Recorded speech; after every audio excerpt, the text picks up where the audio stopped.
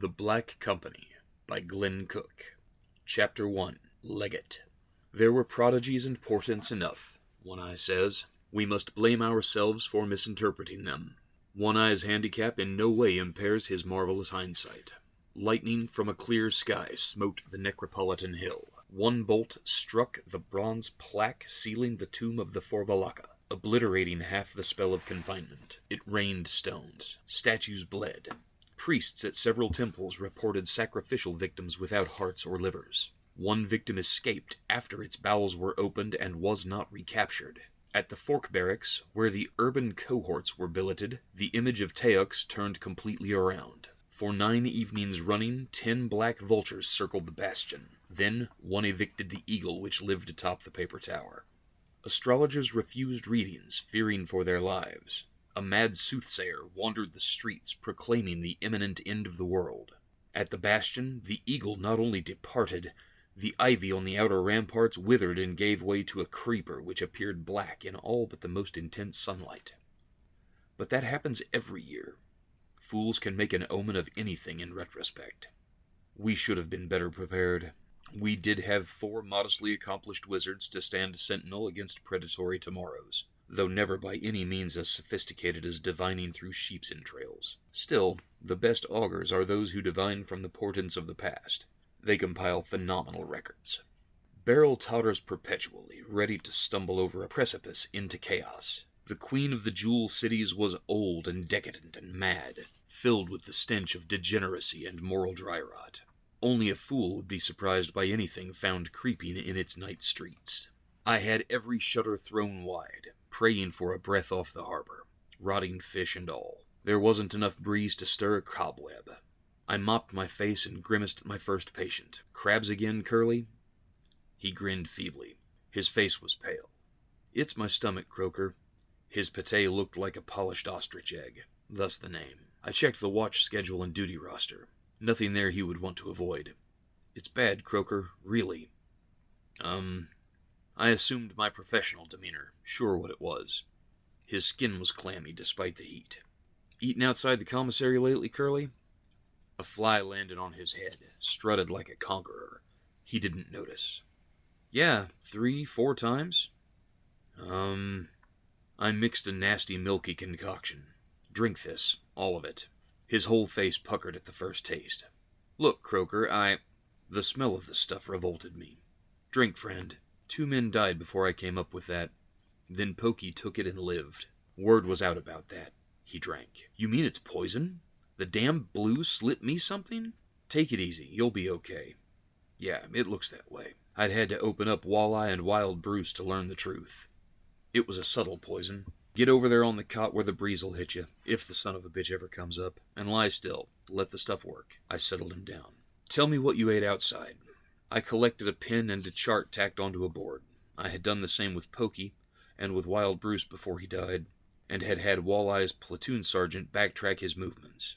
I was sure the poison had come from one of several nearby dives frequented by the Bastion garrison. Curly produced one across-the-board match. "Bingo, we've got the bastards now." "Who?" He was ready to go settle up himself. "You rest, I'll see the captain." I patted his shoulder, checked the next room. Curly was it for morning sick call. I took the long route, along Trajan's Wall, which overlooked Beryl's harbor. Halfway over I paused, stared north, past the Mole and Lighthouse, and Fortress Island, at the Sea of Torments. Particolored sails speckled the dingy gray-brown water as coastal dhows scooted out along the spiderweb of routes linking the jewel cities. The upper air was still and heavy and hazy. The horizon could not be discerned, but down on the water the air was in motion.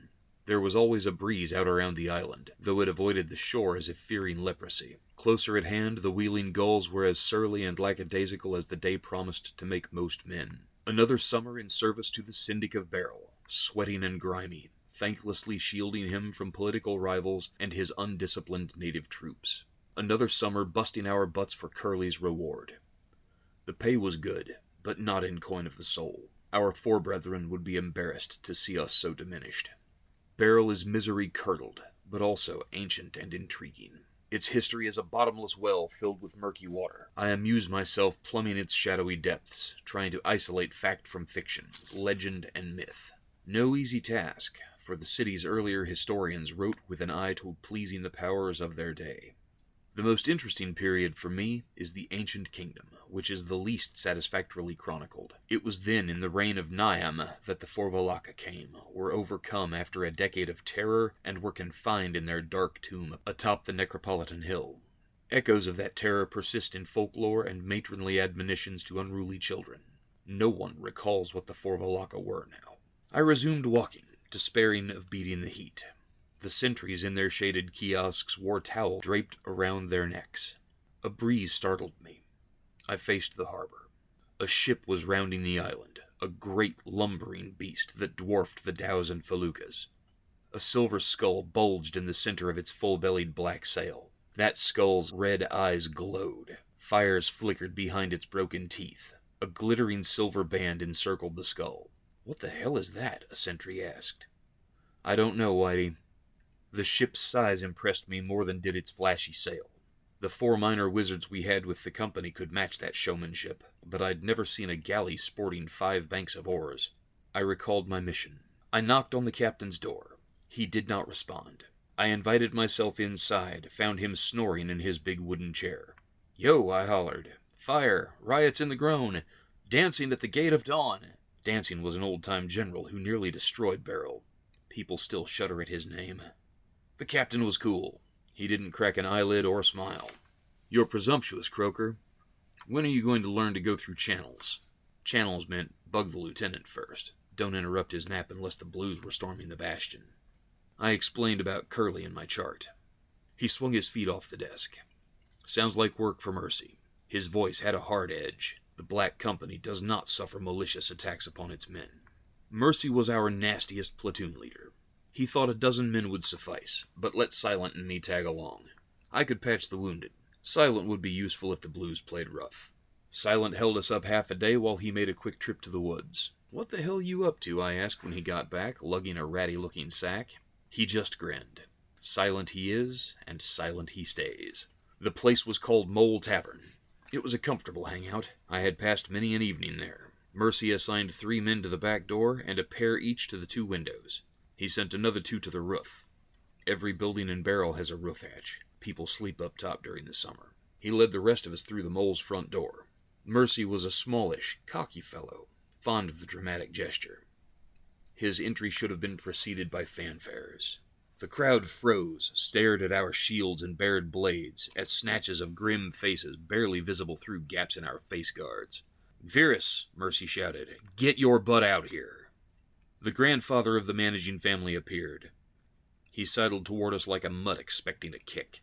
The customers began buzzing. "Silence," Mercy thundered. He could get a big roar out of his small body.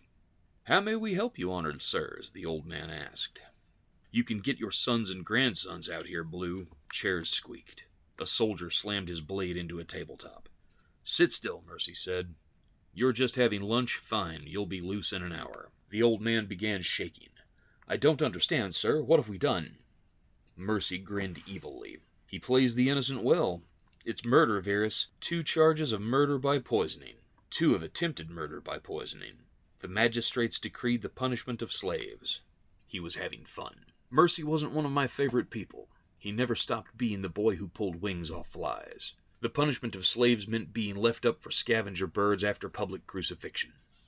In Beryl, only criminals are buried uncremated, or not buried at all. An uproar rose in the kitchen. Somebody was trying to get out the back door. Our men were objecting. The public room exploded. A wave of dagger-brandishing humanity hit us. They forced us back to the door. Those who were not guilty obviously feared they would be condemned with those who were. Beryl's justice is fast, crude, and harsh, and seldom gives a defendant opportunity to clear himself. A dagger slipped past a shield. One of our men went down. I'm not much as a fighter, but I stepped into his place. Mercy said something snide that I did not catch. "That's your chance at heaven wasted," I countered. "You're out of the annals forever." "Crap, you don't leave anything out." A dozen citizens went down. Blood pooled in low places on the floor. Spectators gathered outside. Soon some adventurer would hit us from behind. A dagger nicked Mercy. He lost patience. "Silent!" Silent was on the job already, but he was silent. That meant no sound and very little flash or fury. Mole patrons began slapping their faces and pawing the air, forsaking us. They hopped and danced, grabbed their backs and behinds, squealed and howled piteously. Several collapsed. "What the hell did you do?" I asked. Silent grinned, exposing sharp teeth. He passed a dusky paw across my eyes. I saw the mole from a slightly altered perspective. The bag he had lugged in from out of town proved to be one of those hornets' nests you can, if you're unlucky, run into in the woods south of Barrel. Its tenants were the bumblebee-looking monsters peasants call bald-faced hornets. They have a foul temper unrivaled anywhere in nature. They cowed the mole crowd fast, without bothering our lads. "Fine work, Silent," Mercy said, after having vented his fury on several hapless patrons. He herded the survivors into the street. I examined our injured brother while the unharmed soldiers finished the wounded. Saving the syndic the cost of a trial and a hangman, Mercy called that. Silent looked on, still grinning. He's not nice either, though he seldom participates directly. "We took more prisoners than expected. Was a bunch of them." Mercy's eyes twinkled. "Thanks, Silent." The line stretched a block. Fate is a fickle bitch. She'd led us to the Mole Tavern at a critical moment. Poking around, our witchman had unearthed a prize, a crowd concealed in a hideout beneath the wine cellar. Among them were some of the best-known blues. Mercy chattered, wondering aloud how large a reward our informant deserved. No such informant existed. The yammer was meant to save our tame wizards from becoming prime targets. Our enemies would scurry around looking for phantom spies. "Move 'em out," Mercy ordered. Still grinning, he eyed the sullen crowd. "Think they'll try something?" They did not. His supreme confidence cowed anyone who had ideas. We wound through maze-like streets half as old as the world, our prisoners shuffling listlessly. I gawked. My comrades are indifferent to the past, but I cannot help being awed, and occasionally intimidated, by how time-deep Barrel's history runs. Mercy called an unexpected halt. We had come to the Avenue of Syndics, which winds from the customs house uptown to the Bastion's main gate. There was a procession on the avenue. Though we reached the intersection first, Mercy yielded the right-of-way. The procession consisted of 100 armed men. They looked tougher than anyone in Barrel but us. At their head rode a dark figure on the biggest black stallion I've ever seen. The rider was small, effeminately slim, and clad in worn black leather. He wore a black morion which concealed his head entirely. Black gloves concealed his hands. He seemed to be unarmed. "Damn me," Mercy whispered. I was disturbed. That rider chilled me. Something primitive deep inside me wanted to run. But curiosity plagued me more. Who was he? Had he come off the strange ship in the harbor? Why was he here? The eyeless gaze of the rider swept across us indifferently, as though passing over a flock of sheep. Then it jerked back, fixing on Silent. Silent met stare for stare and showed no fear, and still he seemed somehow diminished. The column passed on, hardened, disciplined. Shaken, Mercy got our mob moving again. We entered the Bastion only yards behind the strangers. We had arrested most of the more conservative blue leadership. When word of the raid spread, the volatile types decided to flex their muscles. They sparked something monstrous. The perpetually abrasive weather does things to men's reason. The Barrel mob is savage. Riots occur almost without provocation. When things go bad, the dead number in the thousands. This was one of the worst times. The army is half the problem.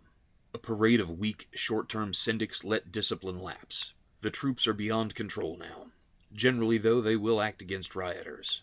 They see riot suppression as a license to loot. The worst happened.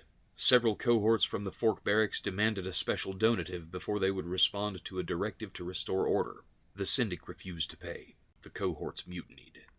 Mercy's platoon hastily established a strong point near the rubbish gate and held off all 3 cohorts. Most of our men were killed, but none ran. Mercy himself lost an eye, a finger, was wounded in shoulder and hip, and had more than 100 holes in his shield when help arrived. He came to me more dead than alive. In the end, the mutineers scattered rather than face the rest of the Black Company. The riots were the worst in memory. We lost almost 100 brethren trying to suppress them. We could ill afford the loss of one. In the Groan, the streets were carpeted with corpses. The rats grew fat. Clouds of vultures and ravens migrated from the countryside. The captain ordered the company into the Bastion. Let it run its course, he said. We've done enough. His disposition had gone beyond sour, disgusted. Our commission doesn't require us to commit suicide. Somebody made a crack about us falling on our swords. Seems to be what the Syndic expects. Beryl had ground our spirits down, but had left none so disillusioned as the captain. He blamed himself for our losses. He did, in fact, try to resign. The mob had fallen into a sullen, grudging, desultory effort to sustain chaos, interfering with any attempt to fight fires or prevent looting, but otherwise just roamed. The mutinous cohorts, fattened by deserters from other units, were systematizing the murder and plunder. The third night I stood a watch on Trajan's wall, beneath the carping stars, a fool of a volunteer sentinel. The city was strangely quiet. I might have been more anxious had I not been so tired. It was all I could do to stay awake. Tom came by. "What are you doing out here, Croker?" "Filling in." "You look like death on a stick. Get some rest." "You don't look good yourself, Runt." He shrugged. "How's Mercy?" "Not out of the woods yet." I had little hope for him, really. I pointed. "You know anything about that out there?" An isolated scream echoed in the distance. It had a quality which set it aside from other recent screams. Those had been filled with pain, rage, and fear. This one was redolent of something darker. He hemmed and hawed in that way he and his brother One-Eye have. If you don't know, they figure it's a secret worth keeping. Wizards. There's a rumor that the mutineers broke the seals on the tomb of the Forvalaka while they were plundering the Necropolitan Hill. Those things are loose? The Syndic thinks so. The captain don't take it seriously. I didn't either, though Tom looked concerned. They looked tough, the ones who were here the other day. "Ought to have recruited them," he said, with an undertone of sadness. "He and One-Eye have been with the company a long time. They have seen much of its decline." "Why were they here?" He shrugged. "Get some rest, Croker. Don't kill yourself. Won't make a bit of difference in the end." He ambled away, lost in the wilderness of his thoughts. I lifted an eyebrow. He was way down. I turned back to the fires and lights and disturbing absence of racket. My eyes kept crossing, my vision clouding. Tom was right. I needed sleep. From the darkness came another of those strange, hopeless cries. This one was closer. "Up, Croker." The lieutenant was not gentle. "Captain wants you in the officers' mess." I groaned. I cursed. I threatened mayhem in the first degree. He grinned, pinched the nerve in my elbow, rolled me onto the floor. "I'm up already," I grumbled, feeling around for my boots. "What's it about?" He was gone. "Will Mercy pull through, Croker?" the captain asked. "I don't think so, but I've seen bigger miracles." The officers and sergeants were all there. "You want to know what's happening," the captain said. "The visitor the other day was an envoy from overseas. He offered an alliance. The North's military resources in exchange for the support of Beryl's fleets. Sounded reasonable to me, but the Syndic is being stubborn. He's still upset about the conquest of Opal. I suggested he be more flexible. If these Northerners are villains, then the alliance option could be the least of several evils. Better an ally than a tributary. Our problem is, where do we stand if the legate presses?" Candy said, "We should refuse if he tells us to fight these Northerners?" "Maybe. Fighting a sorcerer could mean our destruction." Wham! The mess door slammed open. A small, dusky, wiry man, preceded by a great humped beak of a nose, blew inside. The captain bounced up and clicked his heels. "Syndic!" Our visitor slammed both fists down on the tabletop. "You ordered your men withdrawn into the bastion. I'm not paying you to hide like whipped dogs." "You're not paying us to become martyrs either," the captain replied in his reasoning with fool's voice. "We're a bodyguard, not police. Maintaining order is the task of the urban cohorts." The Syndic was tired, distraught, frightened, on his last emotional legs, like everyone else. "Be reasonable," the captain suggested. "Beryl has passed a point of no return. Chaos rules the streets. Any attempt to restore order is doomed. The cure now is the disease." I liked that. I had begun to hate Beryl. The Syndic shrank into himself. "There's still the Forvalaka, and that vulture from the north waiting off the island." Tom started out of a half-sleep. "Off the island, you say?" waiting for me to beg. Interesting. The little wizard lapsed into semi-slumber. The captain and syndic bickered about the terms of our commission. I produced our copy of the agreement. The syndic tried to stretch clauses with, "Yeah, but." Clearly, he wanted to fight if the legate started throwing his weight around. Elmo started snoring. The captain dismissed us, resumed arguing with our employer. I suppose 7 hours passes as a night's sleep. I didn't strangle Tom-Tom when he wakened me, but I did grouse and crab till he threatened to turn me into a jackass braying at the gate of dawn. Only then, after I had dressed and we had joined a dozen others, did I realize that I didn't have a notion what was happening. "We're going to look at a tomb," Tom-Tom said. Huh? I am none too bright some mornings. "We're going to the Necropolitan Hill to eyeball that Forvalaka tomb." Now wait a minute. Chicken? I always thought you were, Croaker. What are you talking about? Don't worry, you'll have 3 top wizards along, with nothing to do but babysit your ass. One I would go too, but the captain wants him to hang around. Why is what I want to know. To find out if vampires are real. They could be a put-up from yon spook ship. Neat trick. Maybe we should have thought of it. The Forvalaka threat had done what no force of arms could. Stilled the riots. Tom-Tom nodded. He dragged fingers across the little drum that gave him his name. I filed the thought. He's worse than his brother when it comes to admitting shortcomings. The city was as still as an old battlefield. Like a battlefield, it was filled with stench, flies, scavengers, and the dead. The only sound was the tread of our boots, and once the mournful cry of a sad dog standing sentinel over its fallen master. "The price of order," I muttered. I tried to run the dog off. It wouldn't budge. "The cost of chaos," Tom-Tom countered. Thump on his drum. "Not quite the same thing, Croaker. The Necropolitan Hill is taller than the height on which the bastion stands. From the upper enclosure where the mausoleums of the wealthy stand, I could see the northern ship." "Just lying out there waiting," Tom-Tom said, "like the syndic said." "Why don't they just move in? Who could stop them?" Tom-Tom shrugged. Nobody else offered an opinion. We reached the storied tomb. It looked the part it played in rumor and legend. It was very, very old, definitely lightning blasted, and scarred with tool marks. One thick oak door had burst asunder. Toothpicks and fragments lay scattered for a dozen yards around. Goblin, Tom-Tom, and Silent put their heads together. Somebody made a crack out that way they might have a brain between them. Goblin and Silent then took stations flanking the door a few steps back. Tom-Tom faced it head on. He shuffled around like a bull about to charge, found his spot, dropped into a crouch with his arms flung up oddly like a parody of a martial arts master. "How about you fools open the door," he growled. "Idiots. I had to bring idiots." Wham, wham, on the drum. Stand around with our fingers in their noses. A couple of us grabbed the ruined door and heaved. It was too warped to give much. Tom-Tom rapped his drum, let out a villainous scream, and jumped inside. Goblin bounced to the portal behind him.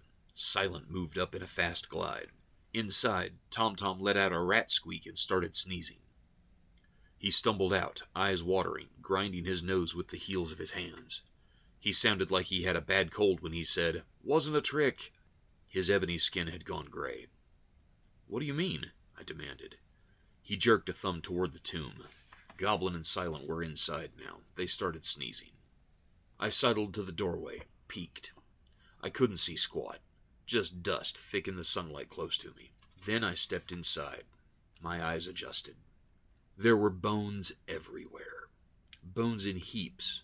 Bones in stacks. Bones sorted neatly by something insane. Strange bones they were, similar to those of men, but of weird proportions to my physician's eye. There must have been 50 bodies originally. They'd really packed them in back when. Forvalaka for sure then, because Beryl buries its villains uncremated. There were fresh corpses, too. I counted 7 dead soldiers before the sneezing started.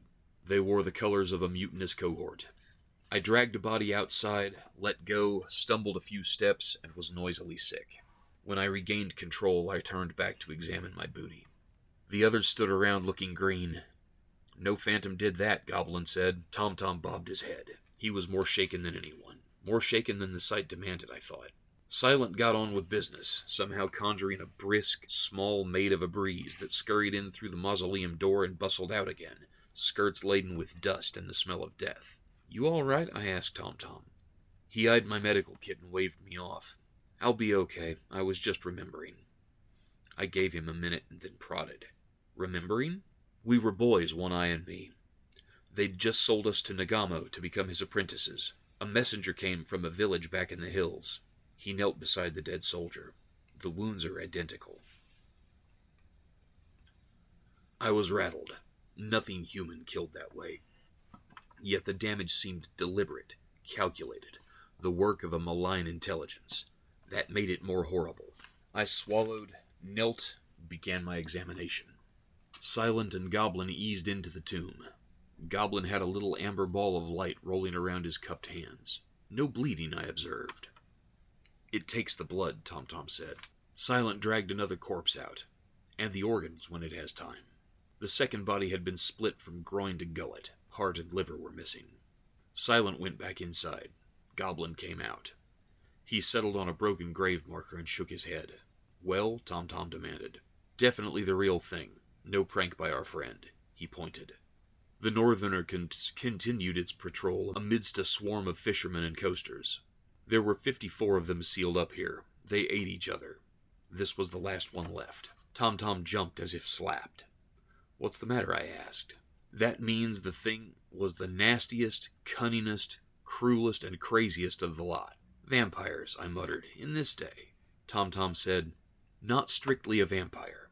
This is the were-leopard, the man-leopard who walks on 2 legs by day and on 4 by night.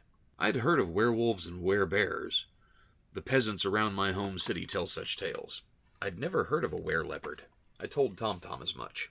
The man-leopard is from the far south, the jungle." He stared out to sea. "They have to be buried alive." Silent deposited another corpse. Blood-drinking, liver-eating were-leopards. Ancient, darkness-wise, filled with a millennium of hatred and hunger. The stuff of nightmare, all right. Can you handle it? Nagamo couldn't. I'll never be his match, and he lost an arm and a foot trying to destroy a young male. What we have here is an old female. Bitter, cruel, and clever. The 4 of us might hold her off. Conquer her? No. But if you and One Eye know this thing... No. He had the shakes. He gripped his drum so tight it creaked. We can't. Chaos died. Barrel's streets remained as starkly silent as those of a city overthrown. Even the mutineers concealed themselves till hunger drove them to the city granaries. The syndic tried to tighten the screws on the captain. The captain ignored him. Silent, Goblin, and One Eye tracked the monster. The thing functioned on a purely animal level, feeding the hunger of an age. The factions besieged the syndic with demands for protection. The lieutenant again summoned us to the officers' mess. The captain wasted no time. "Men, our situation is grim," he paced. "Barrel is demanding a new syndic. Every faction has asked the Black Company to stand aside. The moral dilemma escalated with the stakes. We aren't heroes," the captain continued. "We're tough. We're stubborn. We try to honor our commitments, but we don't die for lost causes." I protested, the voice of tradition questioning his unspoken proposition. "The question on the table is the survival of the company, Croker. We've taken the gold, Captain. Honor is the question on the table. For 4 centuries, the Black Company has met the letter of its commissions. Consider the Book of Set, recorded by analyst Coral while the company was in service to the Archon of Bone during the revolt of the Chiliarchs. You consider it, Croker." I was irritated. "I stand on my right as a free soldier." "He has the right to speak," the lieutenant agreed. "He is more a traditionalist than I." "Okay, let him talk.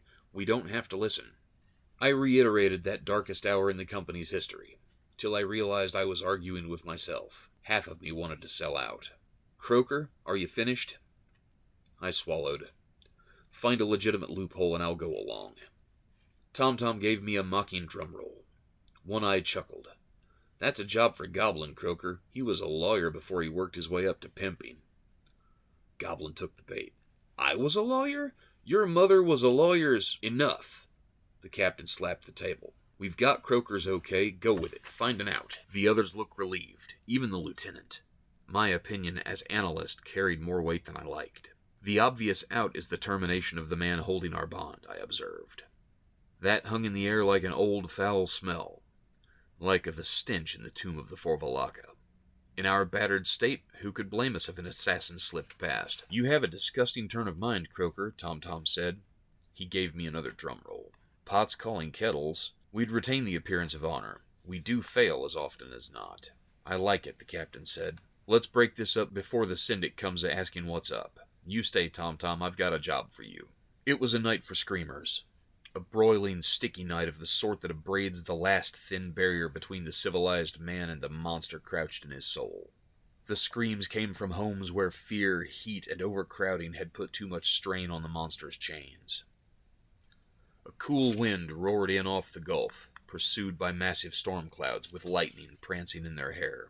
The wind swept away the stench of Beryl. The downpour scoured its streets. By morning's light, Beryl seemed a different city, still and cool and clean. The streets were speckled with puddles as we walked to the waterfront. Runoff still chuckled in the gutters. By noon, the air would be leaden again, and more humid than ever. Tom awaited us on a boat he had hired. I said, "How much did you pocket on this deal? This scow looks like it'll sink before it clears the island." "Not a copper, Croker." He sounded disappointed. He and his brother are great pilferers and black marketeers. "Not a copper. This here's a slicker job than it looks. Her master is a smuggler." "I'll take your word. You'd probably know." Nevertheless, I stepped gingerly as I boarded. He scowled. We were supposed to pretend that the avarice of Tom and One-Eye did not exist. We were off to sea to make an arrangement. Tom had the captain's carte blanche. The lieutenant and I were along to give him a swift kick if he got carried away. Silent and a half-dozen soldiers accompanied us for show. A customs launch hailed us off the island. We were gone before she could get under way. I squatted, peered under the boom. The black ship loomed bigger and bigger. "That damn thing is a floating island." "Too big," the lieutenant growled. "Ship that size couldn't hold together in a heavy sea." "Why not? How do you know?" Even boggled, I remained curious about my brethren. "Sailed as a cabin boy when I was young. I learned ships." His tone discouraged further interrogation.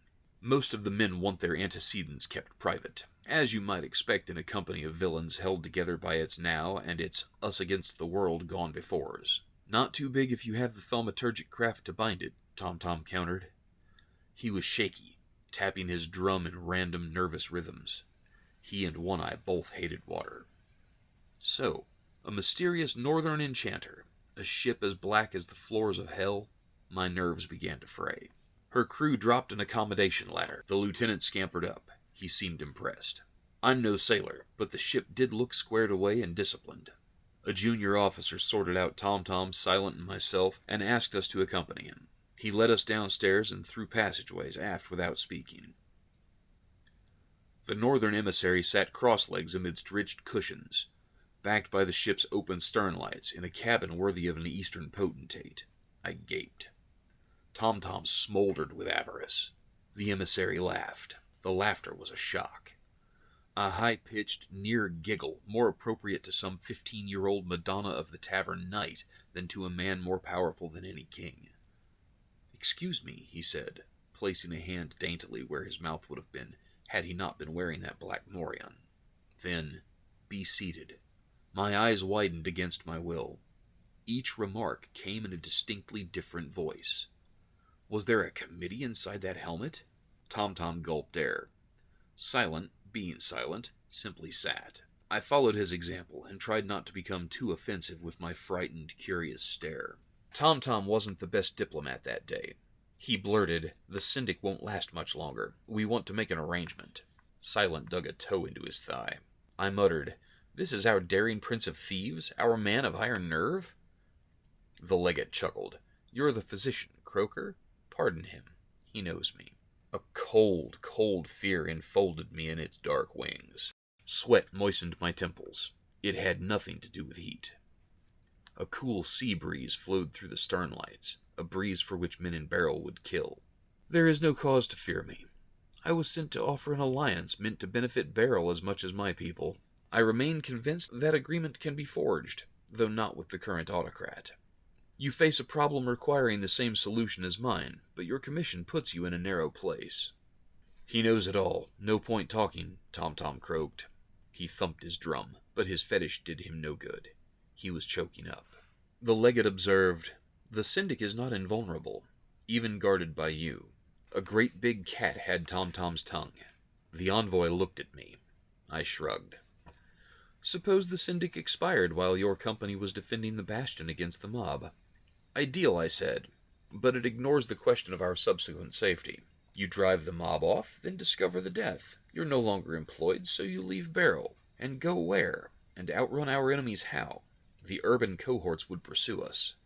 Tell your captain that, on discovery of the Syndic's demise, if I receive a written request to mediate the succession, my forces will relieve you at the bastion. You should leave Beryl and camp on the Pillar of Anguish. The Pillar of Anguish is an arrowhead of chalk headland, wormholed with countless little caverns.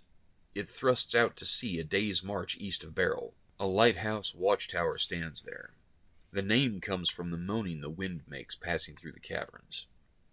That's a goddamn death trap. Those bugger masters would just besiege us and giggle till we ate each other. A simple matter to slip boats in and take you off. Ding ding. An alarm bell banged away 4 inches behind my eyes. This son of a bitch was running a game on us. Why the hell would you do that? Your company would be unemployed. I would be willing to assume the commission. There is a need for good soldiers in the north. Ding ding. That old bell kept singing. He wanted to take us on? What for? Something told me that was not the moment to ask. I shifted my ground. What about the Forvalaka? Zig when they expect you to zag. The thing out of the crypt? The envoy's voice was that of the woman of your dreams, purring, "Come on." I may have work for it, too. You'll get it under control? Once it serves its purpose. I thought of the lightning bolt that had obliterated a spell of confinement on a plaque that had resisted tampering for a millennium. I kept my suspicions off my face, I'm sure, but the emissary chuckled. Maybe, physician. Maybe not. An interesting puzzle, no? Go back to your captain. Make up your minds. Quickly. Your enemies are ready to move. He made a gesture that dismissed us. Deliver the case, the captain snarled at Candy. Then get your butt back here. Candy took the courier case and went. Anybody else want to argue? You bastards had your chance to get rid of me and you blew it. Tempers were hot. The captain had made the legate a counter-proposal, been offered his patronage should the Syndic perish. Candy was running the captain's reply to the envoy. Tom-Tom muttered. You don't know what you're doing. You don't know who you're signing with. Illuminate me. No? Croker, what's it like out there? I had been sent to scout the city. It's plague, all right. Not like any I've ever seen, though. The Forvalaka must be the vector. The captain gave me the squinty eye. Doctor talk. A vector is a carrier. The plague comes in pockets around its kills. The captain growled. Tom-Tom, you know this beast. Never heard of one spreading disease, and all of us who went into the tomb are still healthy. I chimed in. The carrier doesn't matter. The plague does. It'll get worse if people don't start burning bodies. It hasn't penetrated the bastion, the captain observed, and it's had a positive effect. The regular garrison have stopped deserting. I encountered a lot of antagonism in the Groan. They're on the edge of another explosion. How soon? 2 days? 3 at the outside? The captain chewed his lip. The tight place was getting tighter. We've got to... A tribune of the garrison shoved through the door. There's a mob at the gate. They have a ram. Let's go, the captain said. It took only minutes to disperse them. A few missiles and a few pots of hot water. They fled, pelting us with curses and insults. Night fell. I stayed on the wall, watching distant torches roam the city. The mob was evolving, developing a nervous system. If it developed a brain, we would find ourselves caught in a revolution. The movement of torches eventually diminished. The explosion would not come tonight. Maybe tomorrow, if the heat and humidity became too oppressive. Later, I heard scratching to my right. Then clackings, scrapings. Softly, softly, but there. Approaching. Terror filled me. I became as motionless as the gargoyles perched over the gate. The breeze became an arctic wind. Something came over the battlements. Red eyes, 4 legs, dark as the night. Black leopard. It moved as fluidly as water running downhill. It padded down the stair into the courtyard and vanished. The monkey in my back brain wanted to scamper up a tall tree, screeching to hurl excrement and rotted fruit. I fled toward the nearest door, took a protected route to the captain's quarters, and let myself in without knocking. I found him on his cot, hands behind his head, staring at the ceiling. His room was illuminated by a single feeble candle. "The Forvalaka is in the bastion. I saw it come over the wall." My voice squeaked like goblins. He grunted. "You hear me?" "I heard, Croaker. Go away. Leave me alone." "Yes, sir." So, it was eating him up. I backed toward the door. The scream was loud, long, and hopeless, and ended abruptly. It came from the Syndic's quarters. I drew my sword, charged through the door, smack into Candy. Candy went down. I stood over him, numbly wondering why he was back so soon. "Get in here, Croaker," the captain ordered. "Want to get yourself killed?" There were more cries from the Syndic's quarters. Death was not being selective. I yanked Candy inside. We bolted and barred the door. I stood with my back against, eyes closed, panting. Chances are it was imagination, but I thought I heard something growl as it padded past. "Now what?" Candy asked. His face was colorless. His hands were shaking. The captain finished scribbling a letter. He handed it over. "Now you go back." Someone hammered on the door. "What?" the captain snapped. A voice muted by thick wood responded. I said, "It's One Eye." "Open up." I opened. One Eye, Tom-Tom, Goblin, Silent, and a dozen others pushed inside. The room got hot and tight. Tom-Tom said, "The man-leopard is in the bastion, Captain." He forgot to punctuate with his drum. It seemed to droop at his hip. Another scream from the Syndic's quarters. My imagination had tricked me.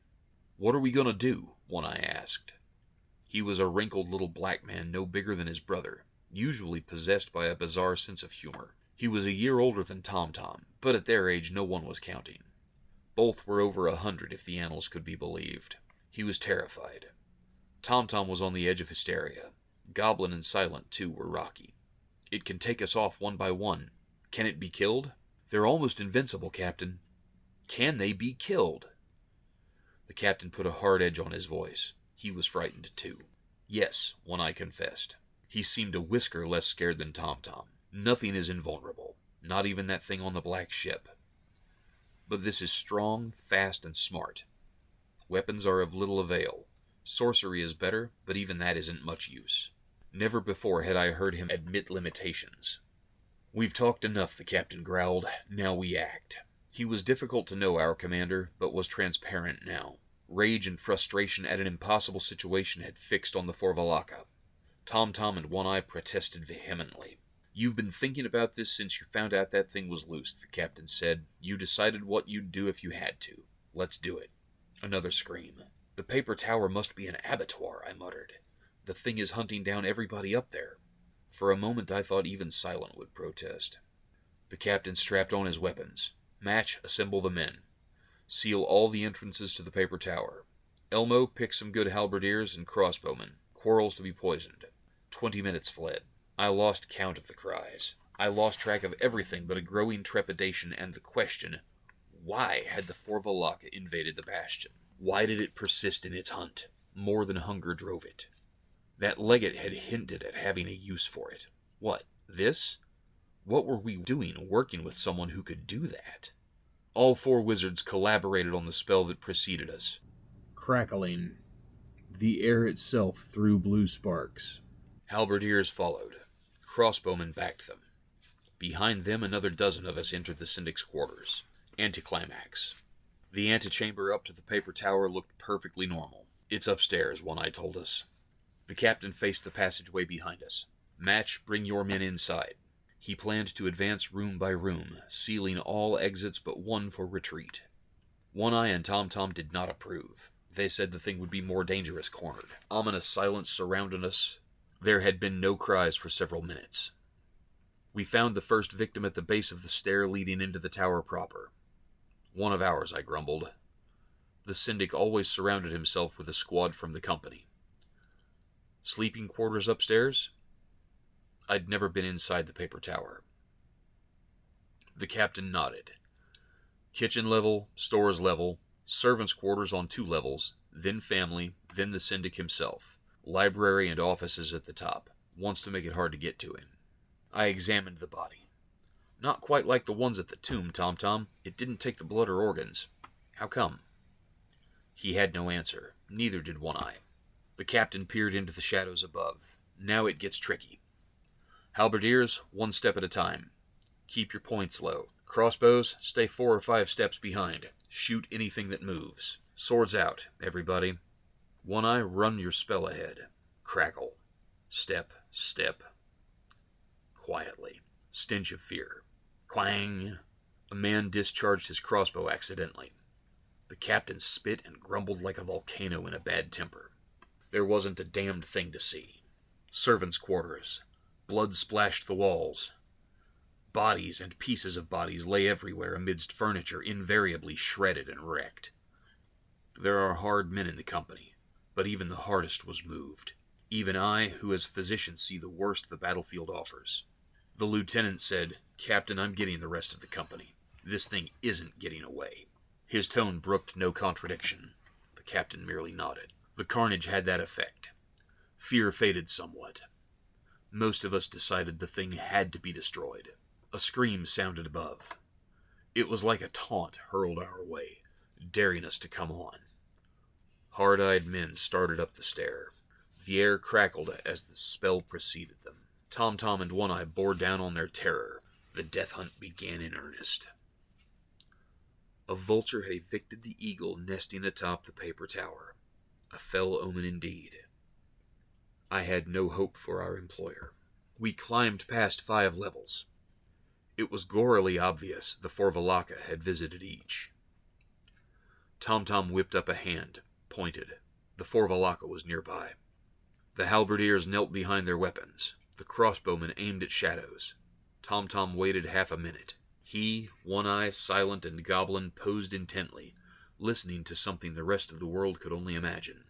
Then, "It's waiting. Be careful. Don't give it an opening." I asked a dumb question, altogether too late for its answer to have bearing. "Shouldn't we use silver weapons, quarrel heads and blades?" Tom looked baffled. "Where I come from, the peasants say you have to kill werewolves with silver." "Crap. You kill them the same way you kill anything else, only you move faster and hit harder because you only get 1 shot." The more he revealed, the less terrible the creature seemed. This was like hunting a rogue lion. Why all the fuss? I recalled the servants' quarters. "Everybody just stand still," Tom said, "and be quiet. We'll try ascending." He and his cohorts put their heads together. After a while, he indicated we should resume our advance. We eased onto a landing, packed tightly, a human hedgehog with quills of steel. The wizards sped their enchantment. An angry roar came from the shadows ahead, followed by the scrape of claws. Something moved. Crossbows twanged. Another roar, almost mocking. The wizards put their heads together again. Downstairs, the lieutenant was ordering men into positions the Forvalaka would have to pass to escape. We eased into the darkness, tension mounting. Bodies and blood made the footing treacherous. Men hastened to seal doors. Slowly, we penetrated a suite of offices. Twice, movement drew fire from the crossbows. The Forvalaka yowled not 20 feet away. Tom released a sigh that was half-groan. "Caught it," he said, meaning they had reached it with their spell. 20 feet away, right there with us. I could see nothing. Something move. Quarrels flew. A man cried out. "Damn," the captain swore. Somebody was still alive up here. Something as black as the heart of night, as fast as unexpected death, arced over the halberds. I had one thought. Fast! Before it was among us. Men flew around, yelled, got into one another's way. The monster roared and growled, threw claws and fangs too fast for the eye to follow. Once I thought I slashed a flank of darkness before a blow hurled me a dozen feet. I scrambled up, got my back to a pillar. I was sure I was going to die, sure the thing would kill us all, pure hubris thinking we could handle it. Only seconds had passed. 6 men were dead. More were injured. The Forvalaka didn't seem slowed, let alone harmed. Neither weapons nor spells hampered it. Our wizard stood in a little knot, trying to produce another enchantment. The captain cored a second clump. The rest of the men were scattered. The monster flashed around, picking them off. Gray fire ripped through the room, for an instant exposing its entirety, branding the carnage on the backs of my eyeballs. The Forvalaka screamed, this time with genuine pain. Point for the wizards. It streaked towards me. I hacked in panic as it whipped past. I missed. It whirled, took a running start, leapt at the wizards. They met it with another flashy spell. The Forvalaka howled. A man shrieked. The beast thrashed on the floor like a dying snake. Men stabbed it with pikes and swords. It regained its feet and streaked out the exit we had kept open for ourselves. "It's coming," the captain bellowed to the lieutenant. I sagged, knowing nothing but relief. It was gone. Before my butt hit the floor, One Eye was dragging me up. "Come on, Croaker, it hit Tom-Tom. You've got to help." I staggered over, suddenly aware of a shallow gash down one leg. "Better clean it good," I muttered. "Those claws are bound to be filthy." Tom-Tom was a twist of human wreckage. His throat had been torn out, his belly opened. His arms and chest had been ripped to the bone. Amazingly, he was still alive, but there was nothing I could do. Nothing any physician could have done. Not even a master sorcerer specializing in healing could have salvaged the little black man. But One Eye insisted I try, and try I did, till the captain dragged me off to attend men less certain of dying. One Eye was bellowing at him as I left. "Get some lights in here," I ordered. At the same time, the captain began assembling the uninjured at the open doorway, telling them to hold it. As the light grew stronger, the extent of the debacle became more evident. We had been decimated. Moreover, a dozen brothers who had not been with us lay scattered around the chamber. Among them were as many more of the Syndic's secretaries and advisors. "Anybody see the Syndic?" the captain demanded. "He must have been here." He and Match and Elmo started searching. I did not have much chance to follow that. I patched and sewed like a madman, commandeering all the help I could. The Forvalaka left deep claw wounds, which required careful and skillful suturing. Somehow, Goblin and Silent managed to calm One Eye enough so he could help. Maybe they did something to him. He worked in a daze, barely this side of unconsciousness. I took another look at Tom-Tom when I got a chance. He was still alive, clutching his little drum. Damn, that much stubbornness deserved reward, but how? My expertise simply was not adequate. "Yo!" Matt shouted. "Captain!" I glanced over. He was tapping a chest with his sword. The chest was of stone. It was a strongbox of a type favored by Barrel's wealthy. I guessed this one weighed 500 pounds. Its exterior had been fancifully carved. Most of the decoration had been demolished. By the tearing of claws? Elmo smashed the lock and pried the lid open. I glimpsed a man lying atop gold and jewels, arms around his head, shaking. Elmo and the captain exchanged grim looks. I was distracted by the lieutenant's arrival. He had held on downstairs till he got worried about nothing having happened. The Forvalaka had not gone down. "Search the tower," the captain told him. "Maybe it went up." There were a couple of levels above us. When next I glanced at the chest, it was closed again. Our employer was nowhere in evidence. Match was seated atop it, cleaning his nails with a dagger. I eyed the captain and Elmo. There was something the slightest bit odd about them. They would not have finished the Forvalaka's task for her, would they? No. The captain couldn't betray company ideals that way, could he? I did not ask. The search of the tower revealed nothing but a trail of blood leading to the tower top, where the Forvalaka had lain gathering its strength. It had been badly hurt, but it had escaped by descending the outer face of the tower. Someone suggested we track it. To that the captain replied, "We're leaving Barrel. We are no longer employed. We have to get out before the city turns on us." He sent Match and Elmo to keep an eye on the native garrison. The rest evacuated the wounded from the paper tower. For several minutes I remained unchaperoned. I eyed the big stone chest. Temptation rose, but I resisted. I did not want to know. Candy got back after all the excitement. He told us the legate was at the pier offloading his troops. The men were packing and loading, some muttering about events in the paper tower, others bitching about having to leave. You stop moving and immediately put down roots. You accumulate things. You find a woman.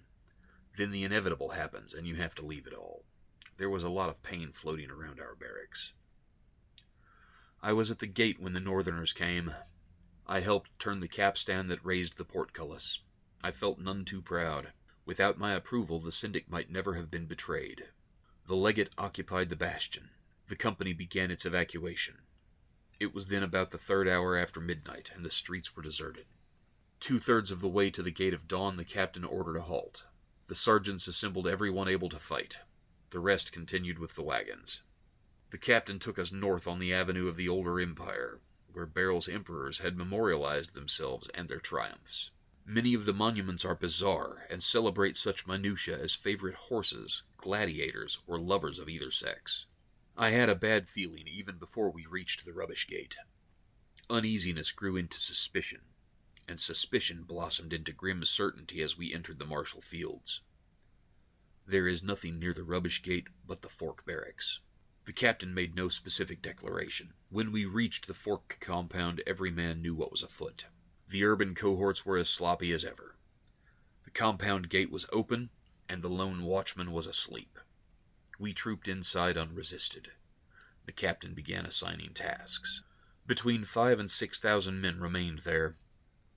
Their officers had restored some discipline, having enticed them into restoring their weapons to the armories. Traditionally, Beryl's captains trust their men with weapons only on the eve of battle. 3 platoons moved directly into the barracks, killing men in their beds. The remaining platoon established a blocking position at the far end of the compound. The sun was up before the captain was satisfied. We withdrew and hurried after our baggage train. There wasn't a man among us who hadn't had his fill. We were not pursued, of course. No one came besieging the camp we had established on the Pillar of Anguish, which was what it had all been about. That, and the release of several years of pent-up anger. Elmo and I stood at the tip of the headland, watching the afternoon sun play around the edges of a storm far out to sea. It had danced in and swamped our encampment with its cool deluge, then had rolled off across the water again. It was beautiful, though not especially colorful. Elmo had not had much to say recently. Something eating you, Elmo? The storm moved in front of the light, giving the sea the look of rusted iron. I wondered if the cool had reached Beryl. Reckon you can guess, Croaker. Reckon I can. The paper tower, the Fork Barracks. Our ignoble treatment of our commission. What do you think it'll be like north of the sea? Think the Black Witch will come, huh? He'll come, Elmo. He's just having trouble getting his puppets to jig to his tune. As who did not, trying to tame that insane city. Look there. A pod of whales plunged past rocks lying off the headland. I tried to appear unimpressed and failed. The beasts were magnificent, dancing in the iron sea. We sat down with our backs toward the lighthouse. It seemed we looked at a world never defiled by man. Sometimes I suspect it would be better for our absence. Ship out there, Elmo said. I didn't see it till its sail caught fire. I didn't see it till its sail caught the fire of the afternoon sun, becoming an orange triangle edged with gold, rocking and bobbing with the rise and fall of the sea. Coaster, maybe 20-tonner. That big? For a coaster. Deep water ships sometimes run 80 tons. Time pranced along, fickle and faggoty. We watched ships and whales. I began to daydream. For the 100th time I tried to imagine the new land, building upon traders' tales heard secondhand. We would likely cross to Opal. Opal was a reflection of Beryl, they said, though a younger city. That fool's gonna pile onto the rocks. I woke up. The coaster was perilously near said danger. She shifted course a point and eluded disaster by 100 yards, resumed her original course. That put some excitement in our day, I observed. One of these days you're gonna say something without getting sarcastic and I'll curl up and die, Croaker. Keeps me sane, friend. That's debatable, Croaker. Debatable. I went back to staring tomorrow in the face. Better than looking backward. But tomorrow refused to shed its mask. She's coming around, Elmo said. What? Oh. The coaster wallowed in the swell, barely making way, while her bow swung toward the strand below our camp. Want to tell the captain? I expect he knows. The men in the lighthouse. Yeah. Keep an eye out in case anything else turns up. The storm was sliding to the west now, obscuring that horizon and blanketing the sea with its shadow. The cold, gray sea. Suddenly I was terrified of the crossing. That coaster brought news from smuggler friends of Tom Tom and One Eye. One Eye became even more dour and surly after he received them, and he had reached all-time lows already.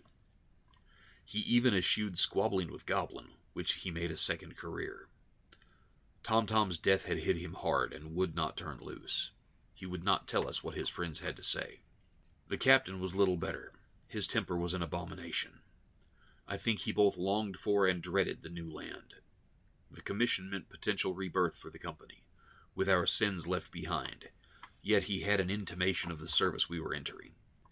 He suspected the Syndic had been right about the Northern Empire. The day following the smuggler's visit brought cool northern breezes. Fog nuzzled the skirts of the headland early in the evening. Shortly after nightfall, coming out of that fog, a boat grounded on the beach. The legate had come. We gathered our things and began taking leave of camp followers who had trickled out from the city. Our animals and equipment would be their reward for faith and friendship. I spent a sad, gentle hour with a woman to whom I meant more than I suspected. We shed no tears and told one another no lies. I left her with memories and most of my pathetic fortune. She left me with a lump in my throat and a sense of loss not wholly fathomable. "Come on, Croaker," I muttered as I clambered down to the beach. "You've been through this before. You'll forget her before you get to Opal." A half-dozen boats were drawn up on the strand. As each filled, northern sailors shoved it into the surf. Oarsmen drove it into the waves, and in seconds it vanished into the fog. Empty boats came bobbing in. Every other boat carried equipment and possessions. A sailor who spoke the language of Beryl told me there was plenty of room aboard the black ship. The legate had left his troops in Beryl as guards for the new puppet Syndic, who was another Red distantly related to the man we had served. "Hope they have less trouble than we did," I said, and went away to brood. The legate was trading his men for us. I suspected we were going to be used, and that we were headed into something grimmer than we could imagine. Several times during the wait I heard a distant howl. At first I thought it was the song of the pillar, but the air was not moving. When it came again I lost all doubt. My skin crawled. The quartermaster, the captain, the lieutenant, Silent, Goblin, One-Eye, and I waited till the last boat. "I'm not going," One-Eye announced as a boatswain beckoned us to board. "Get in," the captain told him. His voice was gentle. That is when he is dangerous. "I'm resigning. Gonna head south. Been gone long enough they should have forgotten me." The captain jabbed a finger at the lieutenant, Silent, Goblin, and me, jerked his thumb at the boat. One-Eye bellowed, "I'll turn the lot of you into ostriches." Silent's hand sealed his mouth. We ran him to the boat. He wriggled like a snake in a fire pit. "You stay with the family," the captain said softly. "On 3, Goblin squealed merrily, then quick counted. The little black man arced into the boat, twisting in flight. He bobbed over the gunwale cursing, spraying us with his saliva. We laughed to see him showing some spirit. Goblin led the charge that nailed him to a thwart.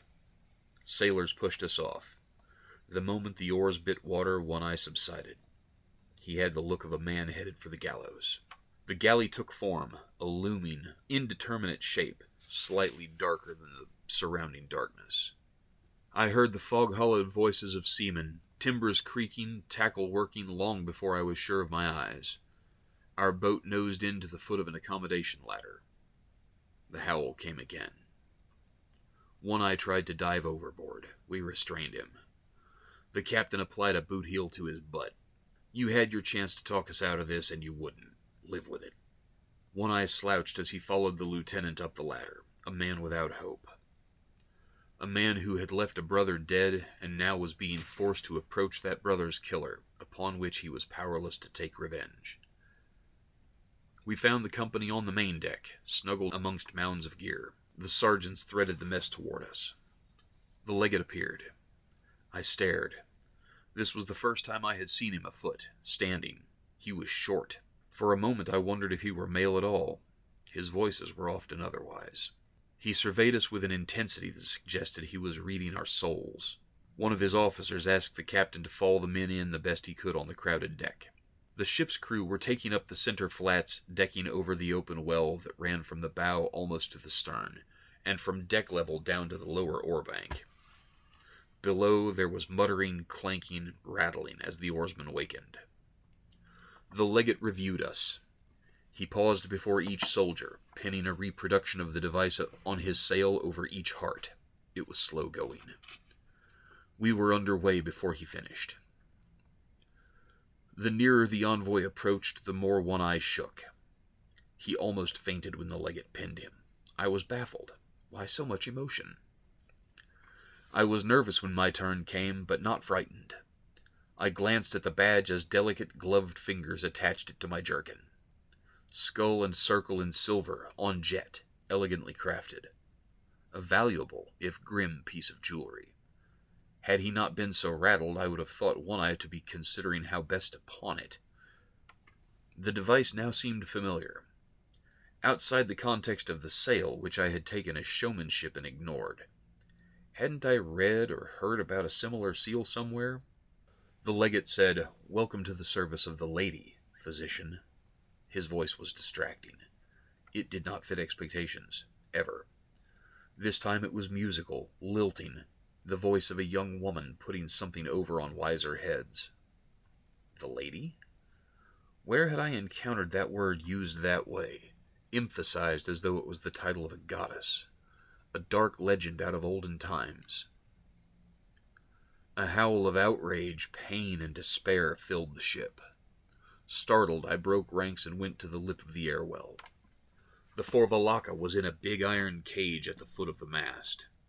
In the shadows it seemed to change subtly as it prowled, testing every bar. One moment it was an athletic woman of about 30, but seconds later it had assumed the aspect of a black leopard on its hind legs, clawing the imprisoning iron. I recalled the legate saying he might have a use for the monster. I faced him, and the memory came. A devil's hammer drove spikes of ice into the belly of my soul. I knew why One Eye did not want to cross the sea. The ancient evil of the North. "I thought you people died 300 years ago. The legate laughed. "You don't know your history well enough. We weren't destroyed, just chained and buried alive." His laughter had a hysterical edge. Chained, buried, and eventually liberated by a fool named Beaumans, Croaker. I dropped to my haunches beside One Eye, who buried his face in his hands. The legate, the terror called Soul Catcher in old tales, a devil worse than any dozen Forvalaka, laughed madly. His crewmen cringed. A great joke, enlisting the Black Company in the service of evil. A great city taken and little villains suborned. A truly cosmic jest. The captain settled beside me. "Tell me, Croaker." So I told him about the domination, and the Dominator and his lady. Their rule had spanned an empire of evil unrivaled in hell.